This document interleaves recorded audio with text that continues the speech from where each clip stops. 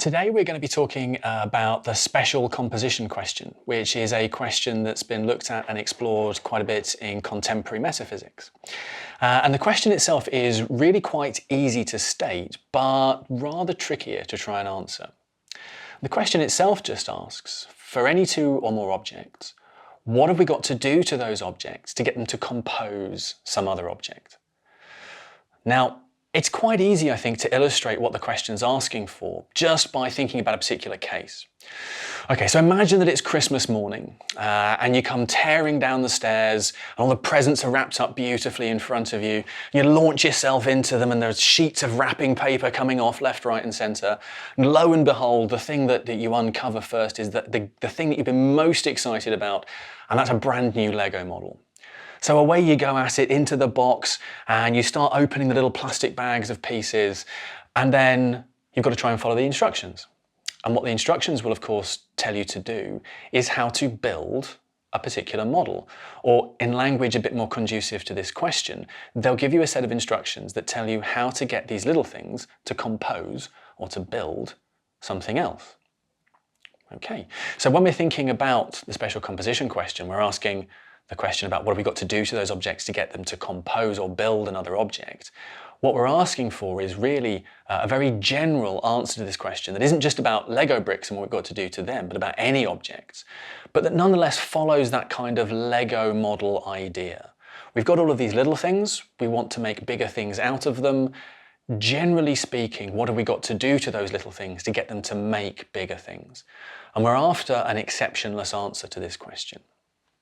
Okay, now it's often best to start thinking about this by thinking about some options that don't work and that I don't think that people have ever really taken seriously. So let's start down this road by thinking about a different kind of a case.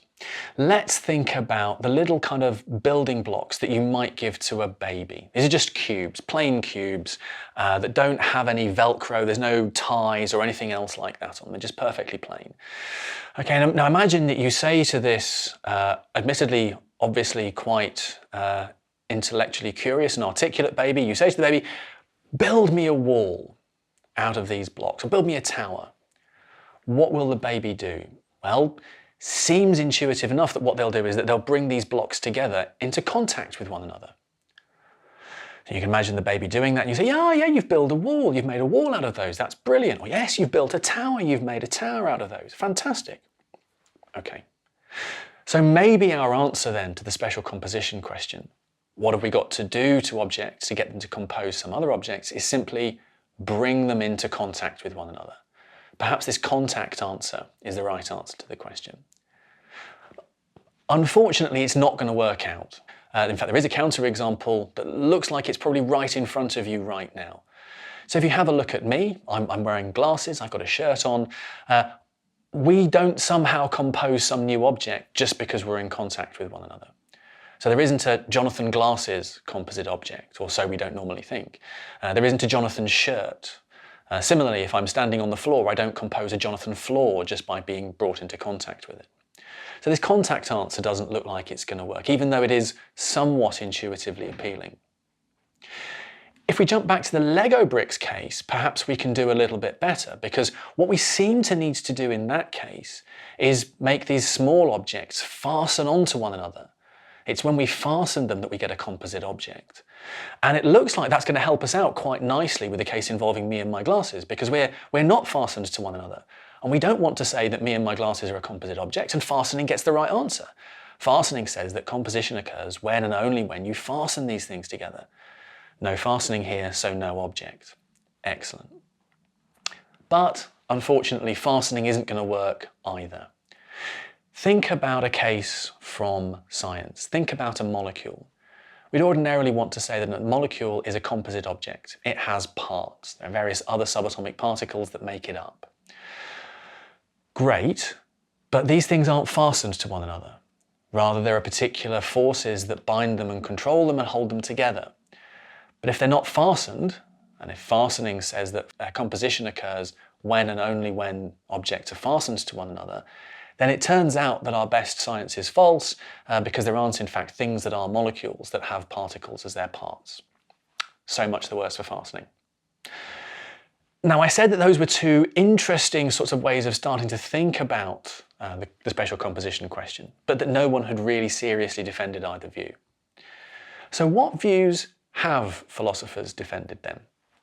Well, the first one that we're going to have a look at, and that's quite an extreme answer to the special composition question, is called unrestricted Mereological composition, or sometimes, and slightly more straightforwardly, Universalism. Now, universalism is really easy to state as an answer to the special composition question. What it says is, objects compose some other object simply if they exist. So for any two objects you like, there is some composite object that's made out of them.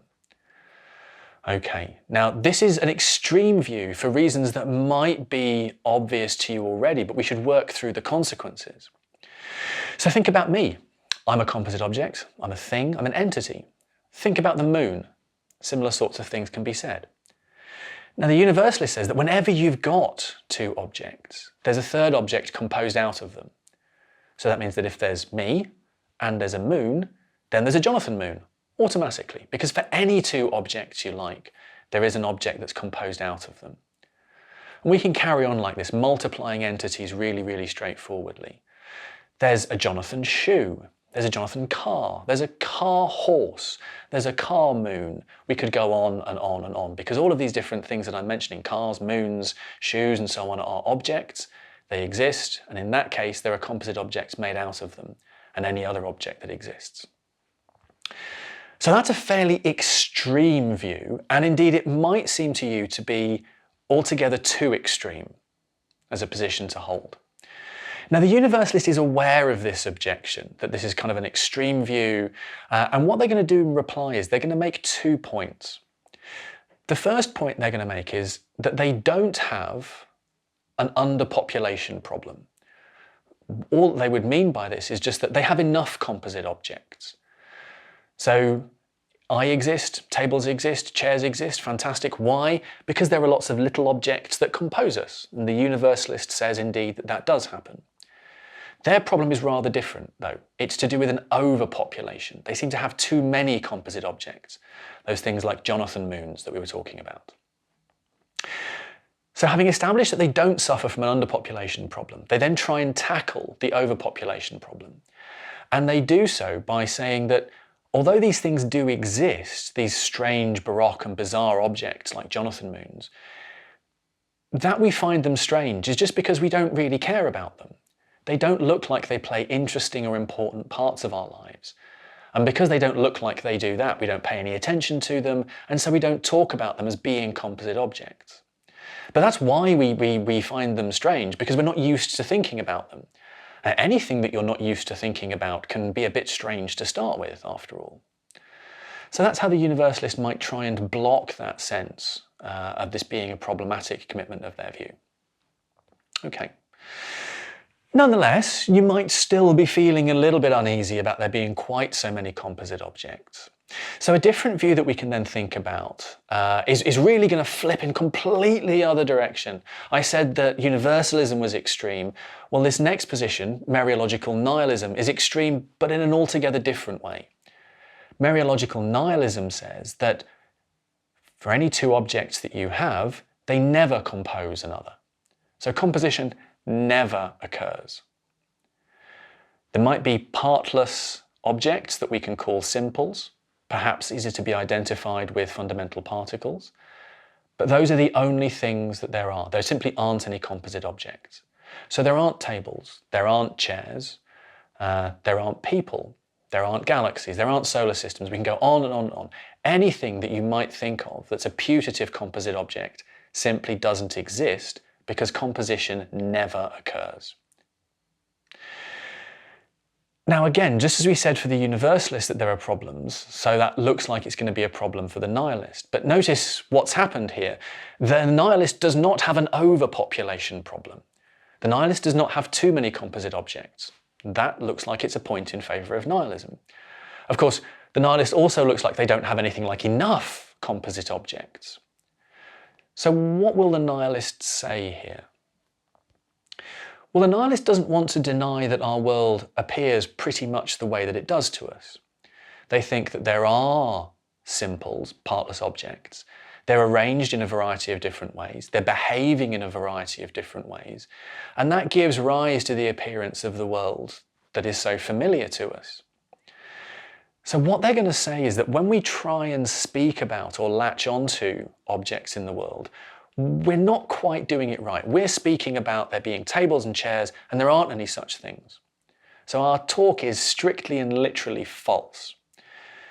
But it's acceptable talk, and it's acceptable and it's okay because it's saying something that's kind of similar to what's actually the case. And what's actually the case, according to the nihilist, is that we have collections of simples not composing a table, but being arranged table-wise, which is to say that they're occupying roughly the same sort of volume of space that we would think of as being a table. They're looking like they're bonding together in the right sorts of ways to be something like a table. That sort of thing. They're arranging themselves in roughly the sort of way to make us think that there really is a table in front of us.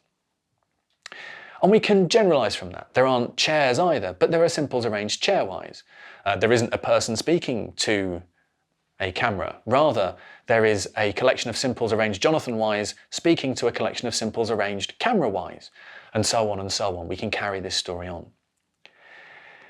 Now, this still seems like it's a fairly strange view, but the nihilist is going to want to say that there are other arguments in the vicinity that can serve to motivate their position. And in particular, they might focus here on the problem of causal overdetermination. And the problem of causal overdetermination, roughly, turns on the idea that in most cases we think that there's only one fully sufficient cause for an event. So if I break a window, I'm the person that's responsible for breaking it. I did the thing that caused it to break. That's the kind of structure of explanation that we like. An event is caused by another. Now think about what actually looks like it might go on in the world. And in particular, let's think about a case where a cricket ball shatters a window.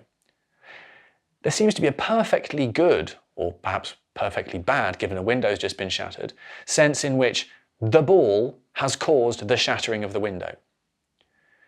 But if we dig down into the physical details a little bit, it also looks to be a perfectly good sense in which the particles that we think of as composing the cricket ball have caused the particles that we think of as composing the window to behave in a particular way, to sort of demonstrate or embody this kind of shattering behavior. So now it looks like we've got two kinds of cause going on here. We've got the cricket ball causing the window to shatter, and we've got a collection of particles causing another collection of particles to behave in a particular way. And if we're of a mind that we think that we should have a cause for an event, this looks like it's problematic because it looks like we have two causes going on here.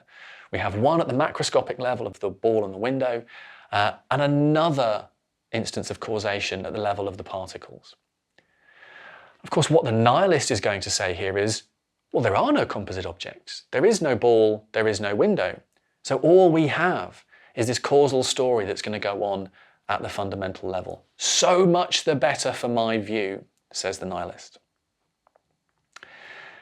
Nonetheless, it is still a fairly extreme view. And of course, we might worry about the efficacy and the power of those sorts of causal overdetermination arguments. So is there a view then that looks like it's consistent with our intuitions about when composition occurs? Is there a view that doesn't suffer from an overpopulation problem and doesn't suffer from an underpopulation problem? Well, perhaps, but it looks like these views might also suffer from some different sorts of problem. It's surprisingly difficult to come up with a position that looks like it's going to get things exactly right. One candidate view is a view called brutal composition. And this is the idea that when composition occurs is simply a brute fact. There's no theoretical explanation that I can give you that looks anything like a universalist answer. Composition occurs when there are two existing objects, or a fastening answer that says that composition occurs when we fasten things together. What the brutalist will just say is that, well, there's plausibly an infinitely long list of all of the occasions, all of the circumstances in which composition occurs, and that great big list is the answer to the question, when does composition occur? It occurs in such and such a case, and such and such a case, and such and such a case, and so on and so on and so on and so on and so on. And of course, it's possible that that position is consistent with our intuitions, assuming that all of those cases are in fact ones that we think of where there is indeed composition. So it looks like that view might have something going for it there. But it also looks like it's a kind of somewhat unsatisfying theoretical answer to a question that feels sufficiently simple as to warrant a nice, clean, elegant explanation. So think about the kind of questions that often grip us when we're thinking about philosophy. What is goodness? What is truth? What is right? What is wrong? These sorts of things. We don't normally want to answer those sorts of questions by going, well, in such and such a case, and such and such a case, and such and such a case, let me give you a potentially infinitely long list of cases. There's my answer to your question. That doesn't look like it's doing any kind of unificatory or explanatory work of the sort that we might normally reach for in a philosophical thesis. So this brutal view of composition, that when composition occurs is simply a brute fact, it's this infinitely long, non-informative list of cases when composition occurs, doesn't look like it's going to do the sort of work for us that, philosophically speaking, we might normally want. Okay, so we're getting towards the end of the video now, and it's around here that you should expect me to reach into my box of tricks and come out with the answer, the one true answer to the special composition question that completely gets everything right. And I'm afraid that I don't have it. But one of the enduring fascinations, I think, with this topic, with this question, is that it is quite so hard to answer what looks to be quite such a straightforward question. When does composition occur? When you've got two objects, what have you got to do to them to get them to make some other, to compose some other?